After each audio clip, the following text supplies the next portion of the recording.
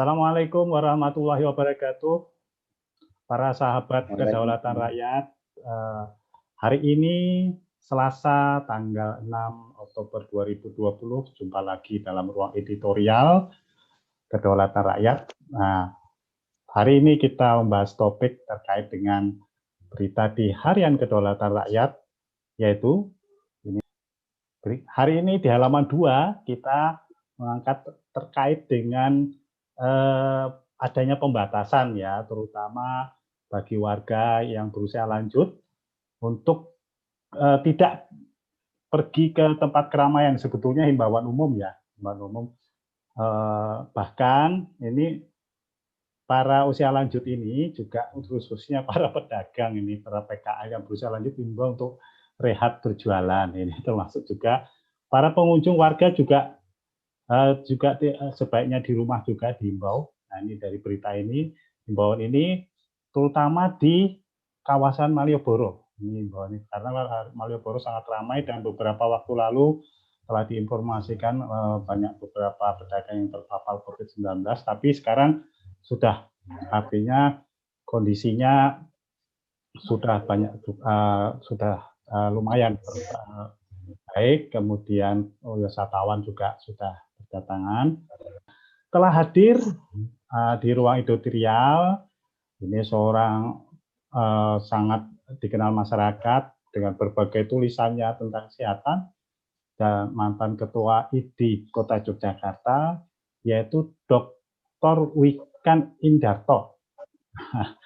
Kita sapa dulu Pak Dr. Wikan. Selamat pagi Pak Dokter. Pak Selamat pagi. Ya, selamat pagi Pak Jono. Maaf ini saya mengganggu di tengah kesibukan nih. Tidak apa-apa, ya. Kita saling berbagi waktu dan berbagi informasi.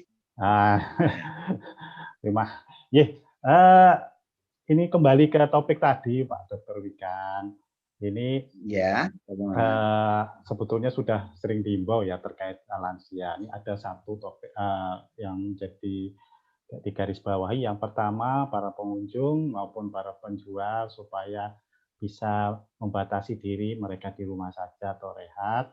Ini terutama karena di tempat-tempat ramai ini cukup berisiko untuk beraktivitas. Nah, sebetulnya mungkin Pak Wikan perlu ini harapan apa himbauan ini sebetulnya apa namanya, kalau dilihat dari risiko, sebetulnya lansia tentu punya risiko besar. Tapi sejauh mana Pak Dr. Wikan?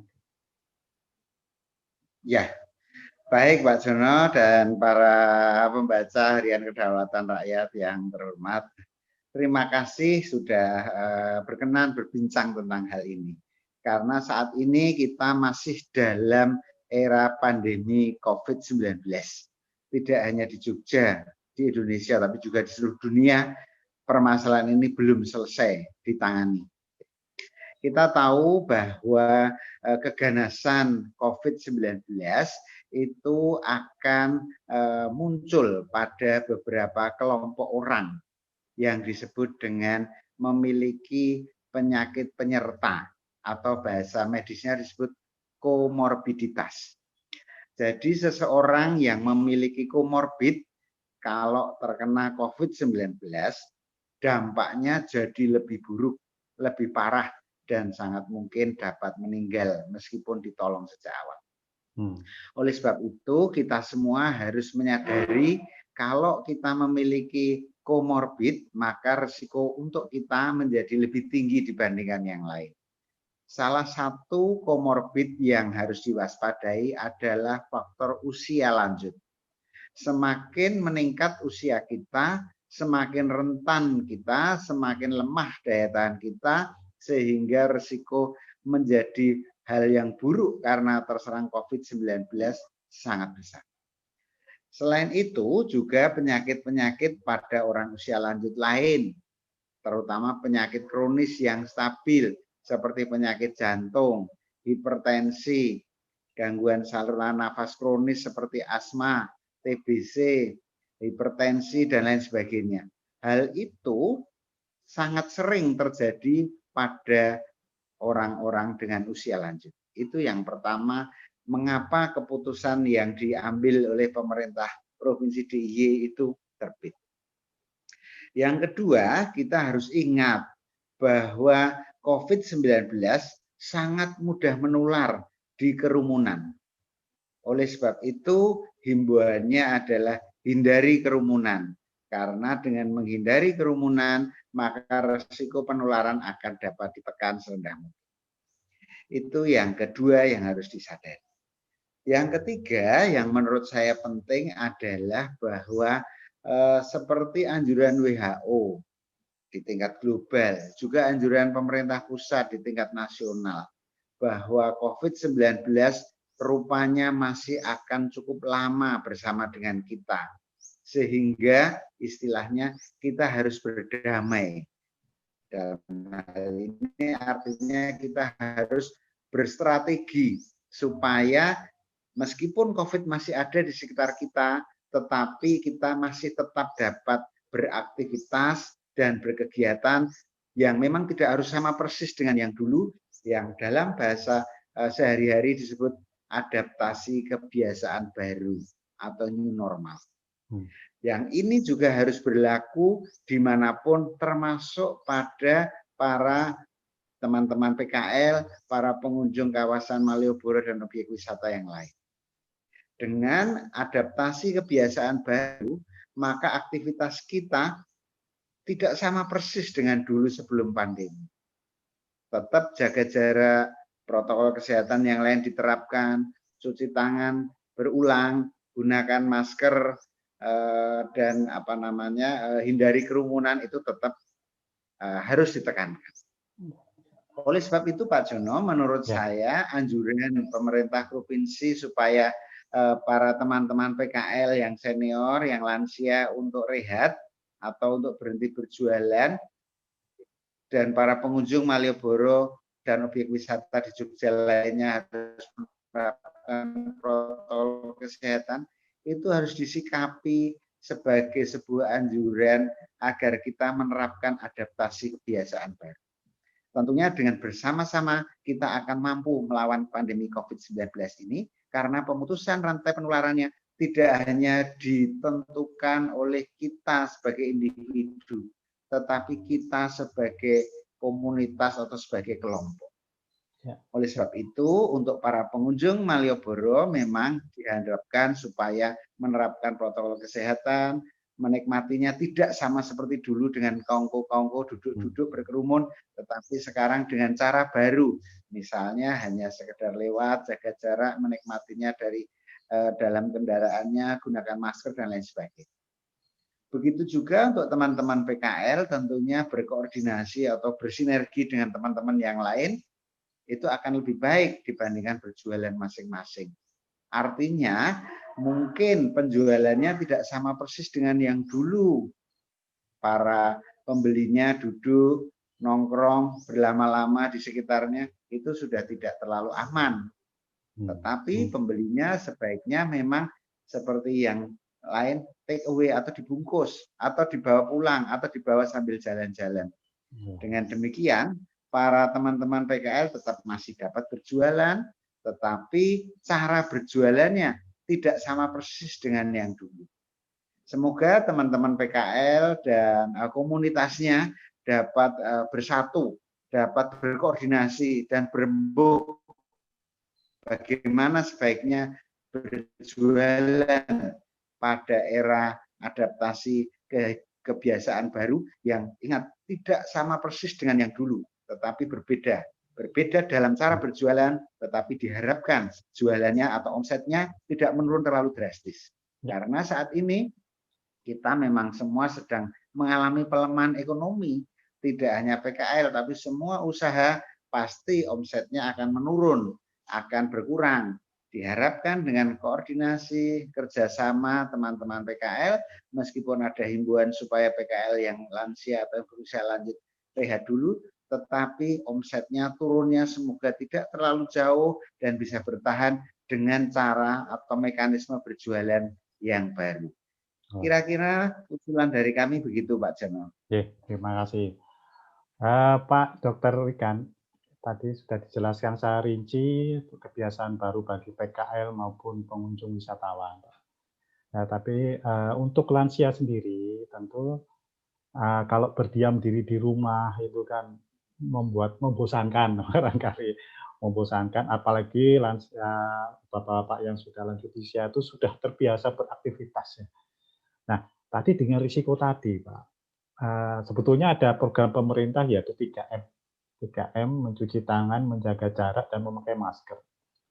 Apakah untuk lansia ini ketika mengunjungi sesuatu tempat yang memang dia inginkan supaya untuk mengusir stres, mungkin kebosanan itu, apakah perlu ditambahin M yang lain atau poin yang lain gitu? Gimana Pak? Baik, terima kasih Pak Jono. Ya memang 3M tadi sangat penting untuk kita ingatkan berulang dan untuk kita terapkan dalam keseharian kita. Itu yang pertama. Yang kedua, tinggal di rumah diharapkan itu merupakan bagian dari adaptasi kebiasaan baru. Sehingga aktivitas di rumah harus kita ciptakan supaya tidak membosankan. Karena apa? Karena kalau dulu sebelum pandemi tinggal di rumah itu cuma layeh-layeh, duduk-duduk, baring-baring. Tetapi saat ini tinggal di rumah harus dimanai sebagai sebuah aktivitas. Boleh disebut aktivitas bisnis atau aktivitas usaha, tetapi dilakukannya di rumah. Dengan demikian, diharapkan kita menyadari bahwa meskipun kita tinggal di rumah, tetapi kita tetap beraktivitas, menjaga kebugaran, menjaga kesehatan, dan menjaga mental supaya tidak down atau supaya tidak stres. Karena apa? Karena kita memaknainya dengan cara baru, melihatnya dengan paradigma baru, bahwa di rumah kita pun bisa menghasilkan dari segi ekonomi. Memang dalam hal ini harus dibantu oleh kolega kita, teman kita yang menguasai aspek misalnya pemasaran digital, pemasaran menggunakan aplikasi. Nah itu mungkin yang tidak dikuasai oleh kita-kita yang cukup senior. Sementara yang muda menguasai aplikasi penjualannya, marketingnya, tapi tidak punya barang dagangannya. Nah, kerjasama antar kita, antar komunitas, antar warga di kampung, antar sesama PKL dalam berbagi tugas, rasanya merupakan tantangan yang harus diwujudkan dalam kerjasama yang baik, yang disebut adaptasi kebiasaan baru. Rasanya begitu, Pak Jono. Lanjut lagi, Pak Dokter Wikan. Ini kan tentu banyak juga para lansia. Lansia ini kalau saya lihat dari literatur di atas 60 ya. Nah, itu banyak yang di atas 60 tuh dalam masa produktif, artinya masih di waktu produktif ya, masih bekerja, masih aktivitas lain lah. Nah, tentu mungkin nasihat ini yang tidak mungkin mereka hentikan, karena kalau berhenti malah jadi persoalan baru, Pak Dokter. Apakah perlu mereka melakukan peningkatan daya imun mereka? Dan banyak sekali informasi-informasi untuk meningkatkan daya imun, yang baik itu melalui asupan gizi, kemudian beraktivitas olahraga, dan tadi membuat diri menyenangkan. Mungkin bagaimana masukan dari Pak Dokter terkait dengan ini, dengan mereka yang tidak bisa meninggalkan aktivitas mereka karena mereka dalam fase produktif atau tugas-tugas yang tidak mungkin ditinggalkan. Baik, Pak Jono, terima kasih. Memang ini tugas kita bersama, baik secara langsung, artinya tatap muka maupun tidak langsung secara virtual. Teman-teman dokter di Ikatan Dokter Indonesia maupun teman-teman dokter yang bekerja di puskesmas, di dinas kesehatan, itu sudah memiliki paket edukasi, paket sosialisasi, agar dapat mendampingi warga masyarakat di daerahnya dalam beraktivitas dengan model baru, dalam adaptasi kebiasaan baru. Memang ini tidak mudah karena ini hal yang baru dan tidak hanya bagi yang melakukan, tetapi yang mengedukasi itu juga hal yang baru. Karena pandemi ini kan baru sekali ini kita rasakan. sehingga semua orang sedang saling belajar. Itulah mengapa informasi baru harus kita cari, informasi penting harus kita peroleh, informasi beragam harus kita dapatkan. Tetapi kita harus hati-hati, jangan termakan oleh informasi yang begitu banyak menyebar sehingga kita menjadi bingung. Istilah di dalam jurnalistik disebut infodemik.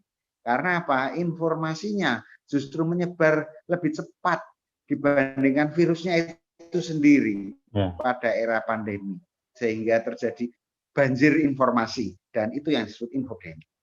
WHO dan PBB sudah mengingatkan di tingkat global agar mengatasi infodemik, yaitu informasi yang keliru atau yang tidak terbukti tetapi sudah menyebar begitu cepat, itu yang disebut infodemik. Mengatasi infodemik itu merupakan bagian integral yang tidak terpisahkan dalam memutus rantai penularan penyakit COVID-19.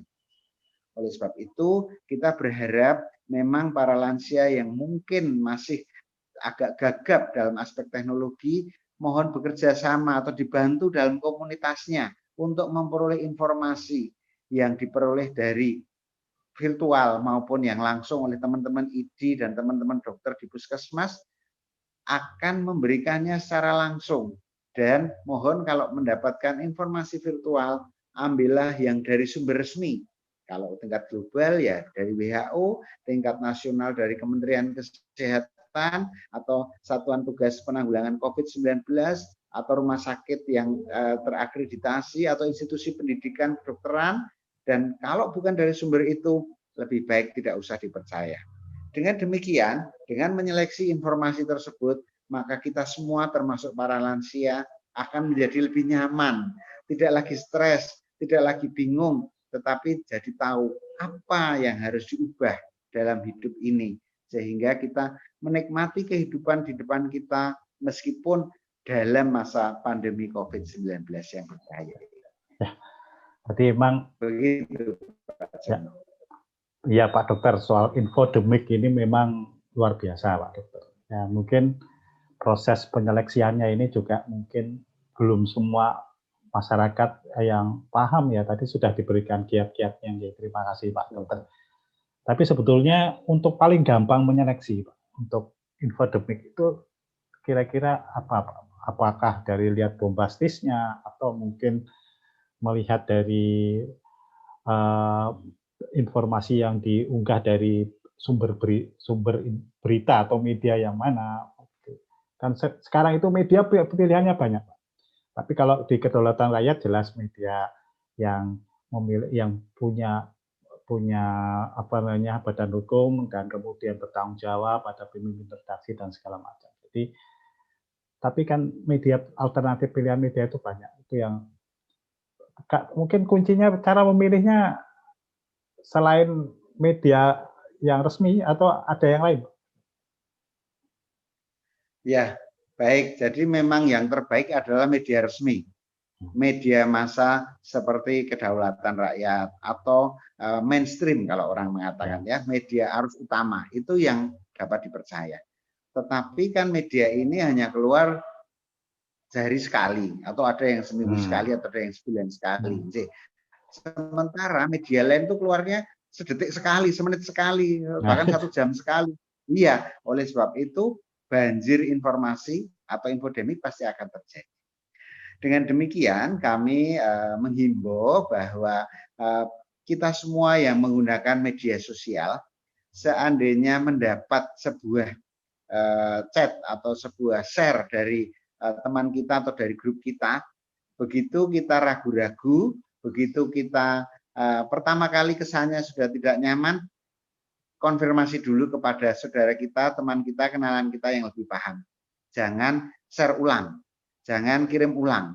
Dan kalau memang nanti sudah dipastikan konfirmasinya itu tidak benar, delete.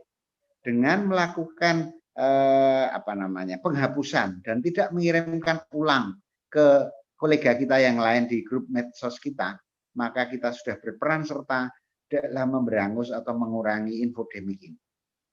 Salah satu cara yang paling baik adalah melakukan klarifikasi kepada nomor kontak yang kita punyai yang menguasai bidangnya. Kalau itu bidang ekonomi, tentunya teman-teman kita yang ahli ekonomi, kalau bidang medis, kalau bidang legal, bidang sosial, bidang pendidikan, pasti kita punya. Dan percayakan kepada teman kita itu atau ahli itu yang nomor kontaknya ada pada kita. Itu yang pertama yang mudah. Yang kedua adalah melihat dari gambar kalau ada gambarnya atau judulnya. Begitu gambar atau judul sifat provokatif, bombastis, dan lain sebagainya, atau gambarnya itu memang yang bersifat edukatif, ya mungkin itu ada benarnya, boleh kita teruskan baca sampai selesai. Tetapi meskipun sudah kita baca sampai selesai, kalau kita masih ragu, prinsipnya jangan di-share dulu. Kita lerem dulu, kita pikirkan ulang. Dengan cara kita tidak melakukan share ulang informasi yang kita peroleh, itu kita sudah berperan aktif dalam mencegah infodemik yang menyesatkan. Begitu Pak Jen. Oke, terima kasih. Pak Dr. Wikan, ini terakhir nih, mungkin pernyataan penutup dari Pak Wikan, himbauan terutama untuk para lansia masyarakat di DIY maupun seluruhnya lah, seluruhnya ini kan apa namanya sifatnya online ya. Apa Pak pernyataan penutupnya sebelum kita tutup Pak? Baik, pada era pandemi COVID-19 ini adaptasi kebiasaan baru harus kita terapkan di lingkungan kita masing-masing. Caranya adalah dengan saling berbagi, saling membantu, dan saling menguatkan dalam berbagai aspek. Karena apa? Karena aktivitas kita di masa ini tidak lagi sama dengan periode sebelum pandemi. Karena saat ini 3M yang harus diterapkan dan protokol kesehatan yang harus diterapkan itu memerlukan kerjasama kita semua. Tanpa kerjasama yang baik, rantai penularan penyakit COVID-19 tidak akan mungkin dihentikan karena hanya peran kita bersama yang mampu untuk itu. Terima kasih Pak Dr. Wikan waktunya ini di pagi hari. Terima kasih Pak Jono. Sampai jumpa lagi dalam pertemuan berikutnya. Pamit dulu Pak Dokter. Terima kasih. Selamat pagi. Salam sehat. Demikian sahabat Kedaulatan Rakyat, bincang-bincang kita dalam ruang editorial pada hari ini. Sampai jumpa dalam ruang editorial berikutnya. Wassalamualaikum warahmatullahi wabarakatuh.